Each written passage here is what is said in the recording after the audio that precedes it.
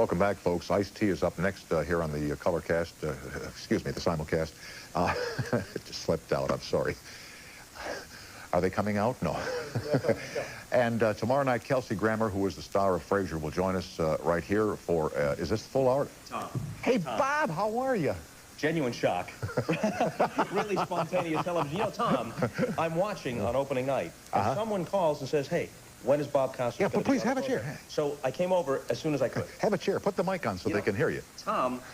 How are you, Robert? Good. I'm standing there in the shadows just for a second, and I look on the wall, and this thing is taped on the wall. Do not sit on props. That's what it says right there. And the only prop I see over there is a rake. So I'm not sure who really needs this as an advisory, but I Thank you so much for coming over tonight. I truly appreciate it. Happy to do it. I appreciate your phone call. You've lost some weight, haven't you? No, not that I'm aware of. But no, but you look very, very thin to me. Are you? Do I? Yeah. Are you okay? I've been on there. I hope so. God, I hope so. You're still working, aren't you? I'm certainly not overworked. What are you doing these days, Bob? Well, I go back to the NBA. A week from Sunday. I left football about the same time that I left the late-night show on NBC, my intention being to spend more time at home and to make way for baseball. Another shrewd career decision. So we've all made them. So from the All-Star game in baseball in July, which was the only game we did all year before they folded up, until the Orange Bowl on New Year's night, I didn't do a single sports event. So your family got to know you real well. Yeah. And they're very anxious to see me leave for a while now. Get them out of the house, right. Exactly. Do you miss the late night at all? I know you did it for 5-6 years, and you were good at it. Thank you. I did it for 5.5 years, and if it were just the enjoyment of doing the show, I never would have left. But it got to the point where the inventory, coupled with all the sports stuff that I was doing, and the kids at that time were 7 and 4. Right. And as it was, I was spending more time at home than people thought because we taped the programs 3 and 4 at a time, so I would spend 3-4 days a week at home in St. Louis. But still, even though you're spending more total hours with your children maybe than a guy who works 9 to 5, you can't schedule it so that you're at the soccer game or you're at the recital. And I just wanted to spend more time. And also, you know that in 3 or 4 days, you've got to go to the airport, fly to New York, do the stuff, and then go back, and then 3 or 4 days, the whole process repeats itself, and the preparation that's involved. Let me ask you here about your own personal style of broadcasting and things that happen to you. Like, does your upper lip ever perspire when you're on the air, ever? In a Nixonian fashion? No, in a Snyder fashion, because I've had this problem here the last few nights. No. As a matter of fact, I've got something on under this makeup tonight that it's like there's a dam bursting. If I were to, you know, smile a lot, you'd probably get wet from the release of moisture.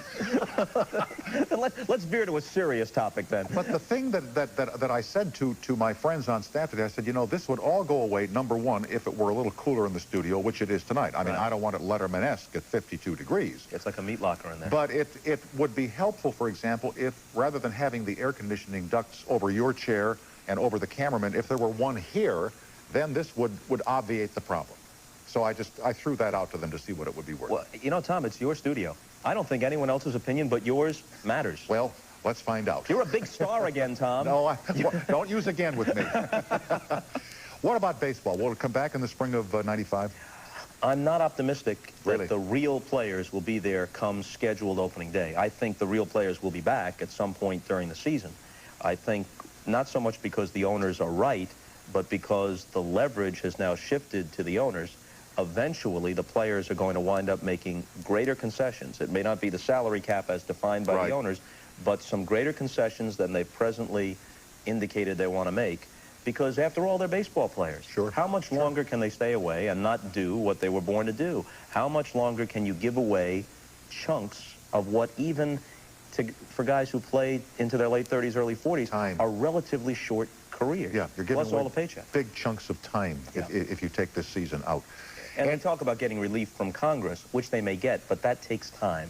And meanwhile, the season is about to begin. So I really think a negotiated settlement is the way it's going to happen. And if the settlement comes about, then what would NBC's participation in baseball be that would bring you back to the airwaves? Well, I really am thankful in this case that NBC doesn't have any baseball on the air until the second half of the year. Oh, there you go. In fact, not until August. So it's very, very unlikely that we would have to televise any travesty replacement games. I would not look forward to that. Okay, I'm glad you came by tonight. It was funny opening night when this fella said, gee, I wish Bob Costas were there tonight. And we had just spoken on the phone an hour or two earlier. Yeah, I called to wish you well that day. You sure did. Yeah, thanks for that. I think it's important for the audience that I was here because you don't want to move directly from Ariana Huffington to Ice-T. This is true. The audience decompresses under those situations. You move too quickly, they get the bends. Yeah. You know, I think you need a buffer here, and I was happy to provide that. Thank you. I appreciate it. Okay. All best and Happy New Year to you, my friend. Always great to see you. Okay, thanks, Tom. Bob Costas, folks. We'll be right back with Ice-T after these announcements.